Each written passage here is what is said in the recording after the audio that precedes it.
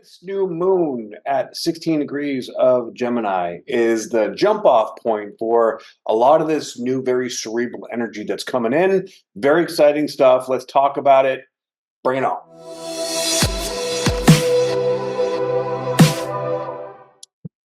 So, new moon in Gemini, 16 degrees. This is a very positive energy for a couple reasons. We got a mixed bag, but overall, for the most part, we're bringing a lot of new energy, especially with the ruler of Gemini, Mercury, now in its home sign, along with Jupiter. We just a few days ago we just had Jupiter conjunct Mercury, which is bringing a lot of cerebral energy. You may be feeling like, oh my God, I got to take action on this. I got to do that. I got to make this happen. I got to get there. There's a lot of this, up until last week, a couple weeks ago, we were feeling really everything heavily in our physical body, right? And when that's going on, that can create a lot of internal mental chatter, right? Like you can almost feel like a bit of like a hypochondriac. What's going on here? I'm feeling this weird thing here. What's going, sleep is not optimum. Your appetite's changing all the time. Now, with all this energy that's come into Gemini, we're flipping the script, especially with Jupiter that is now in Gemini. Big shift and difference of energy. Now, we also, in Vedic astrology, kind of going to switch back and forth here a little bit because I think there is significance to this as well. Well, in the sidereal world, Uranus just came in to Taurus as well. And that's going to be a pretty significant shift. Now, whenever we get to any planet that's at the 23-degree mark, that's the precession of the equinox, at least I always feel a bit of a shift of energy. But when we have an aspect like Uranus or Pluto or Neptune that are coming into a new side, there's this whole new like fundamental identity shift that we go through. And that feeling, depending on where it is in your chart, you can kind of feel like, things are really about to change. And action, and it's going to be a worldwide thing. Like literally almost like on the day that that happened was when the whole Trump verdict came out, right? And that was I think Mercury was conjunct his Uranus, and that's all moving through his 10th house, right? So these aspects and these dynamics really do signify the energies in our stories in our lives, and really the great thing about coming into this energy, there can be some difficult things, yes, all right. um, Especially, this is where we need to gain control of our cognitive function, bringing it out into the world. It's like you can suddenly feel like, oh shit, I got to take action. I got to get this done. I got to make this go on, right? And with this new moon here coming in at 16 degrees, which, 6 plus 1 equals 7, and it's exactly conjunct to Venus. And Venus is traveling along right next to the sun for the first half of June, really. All right. It's actually started at the end of May, and it's going for about 2.5, 3 weeks. Now, when Venus was anterior, or before, in the lower degrees of the sun, that was where all the learned lessons, or all the lessons that we need to learn, or that we're coming into, are starting to burn away. It's called being combust, right? Venus is coming into an alignment with the sun, and the sun is clearing out and burning away all the old things, old karma, which means that we can have a massive fire hose flood of downloads of information, of dreams getting really, really strong. And not to mention too, but this being in Gemini in 2020, between the middle of May and the end of June of 2020, we had Venus retrograde in this area. Went retrograde at I believe 21 degrees, and went back to 5 degrees, and then went forward. So this is like right smack in the middle of whatever it is that we were learning during that time in 2020. I know me, this is a very busy time for myself doing astrology, because a lot of people, especially during Venus retrogrades, all kinds of relationship stuff gets, flipped up and tossed around. So, anyways, this is a really significant new beginning for the Venus energy, which is what is Venus? All right, we just went through all this Taurus energy, which is is Venus ruled, which is about our desires, our self worth, like the things that we want to experience, and how we want to experience them. Right, what feels good to us, like what's the luxurious ideas that we have behind what we want to step into next. And now that it's in Gemini, Venus is coming more into trying to figure out all the details of how we can attain those things, but also burning away all this old karma is really helping us to, um, whatever the amount of work that we've done is sort of like a culmination process with this new moon. Because new moons are about new beginnings, right? So now the thing is, we have to caution is an overwhelm of mental energy, right? Too much, like starting too many things and not finishing them, or going in too many different directions or too many different paths at once. By this time, right, really since 2020, with all this energy that's just been super heightened and hypersensitized, 2020 to now has been like the clearing of the path for what we want to do, what we want to create, what we feel driven for. And now that Uranus is also, at 24 degrees of Taurus here, it's coming up to the fixed star Algol. And of course, on the sidereal side, it is now in Taurus, which is a bit of a different kind of energy, right? Either way, the last time that this was here, that this hit these degrees, was the beginning of World War II. And then we also have Mars that's coming into a conjunction with Uranus exactly at 26 degrees in tropical astrology.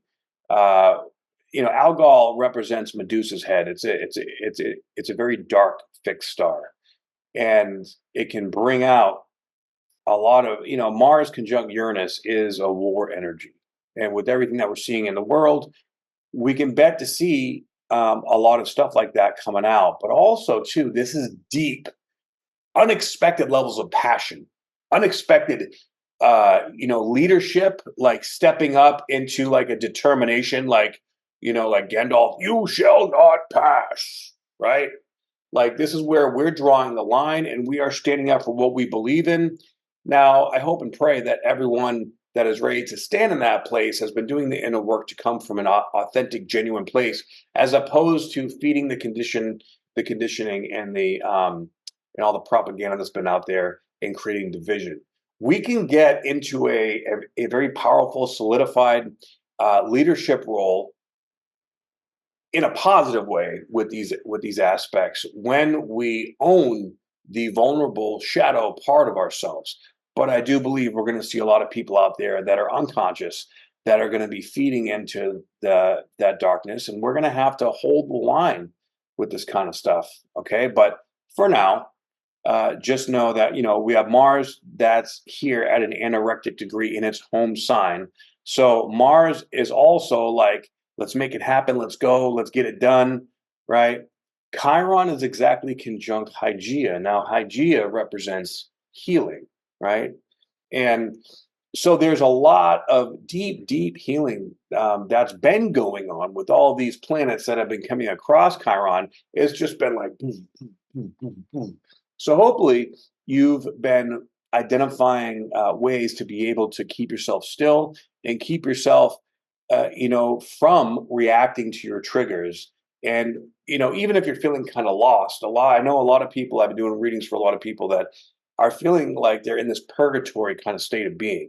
And that's really collectively because we have Pluto that is coming back into Capricorn for the last time from September to November.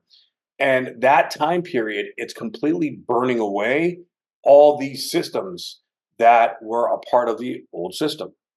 So there's that part of us that has been attached to or reliant upon or conditioned to the old system that is now being burned away. And it feels very uncomfortable. This is why we have to be careful not to get too caught up in head, because the energy is going to speed up exponentially faster and faster.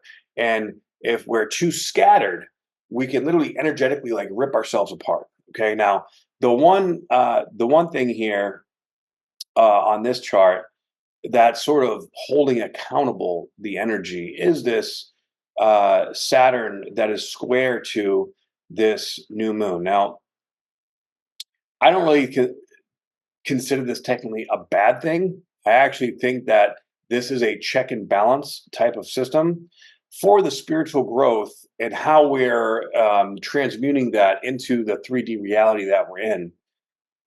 And we have Jupiter that is just coming out of the exact trine to Pluto, and Mercury that just came through there too. So with Mercury that has just conjuncted Jupiter while it's been trine to Pluto, this is getting some deep, incredibly deep and honest, authentic communication into self. All right, because Pluto's retrograde, this is going within and looking within. But with Jupiter and Mercury, it's like, oh my God, it finally makes sense. Now I can move forward. Now I can do this, this, that. But Mercury is stronger than Jupiter here. So this could be where we get we can get analysis paralysis, or we can get too bogged down with the details. But Venus is coming in saying, hey, like, we deserve this. We're worth this. So what do I have to focus on to go into this one direction to be able to come out of it successfully or manifest successfully what I want to manifest? Now, remember, as we're going through these significant energetic time periods, we're moving, our souls collectively are moving towards the North Node. Now, the North Node is at 13 degrees now. It's more than halfway through this particular transit in Aries and Libra. But the South Node is Black Moon Lilith there has been just hovering around the South Node. So this is going back to your comfort zone. This is reverting to negative habits. Like if you're lonely, right? Like I know a lot of some single people out there, like they're like kind of lonely and all these apps and going out. Like if you're going around just like banging people and like having sex with randoms, bad idea right now, especially with all like the COVID stuff and the other the jab that happened. We don't know what position we're putting ourselves into, um, because people don't really have those conversations right now, right? So there's so many layers and so much stuff going on.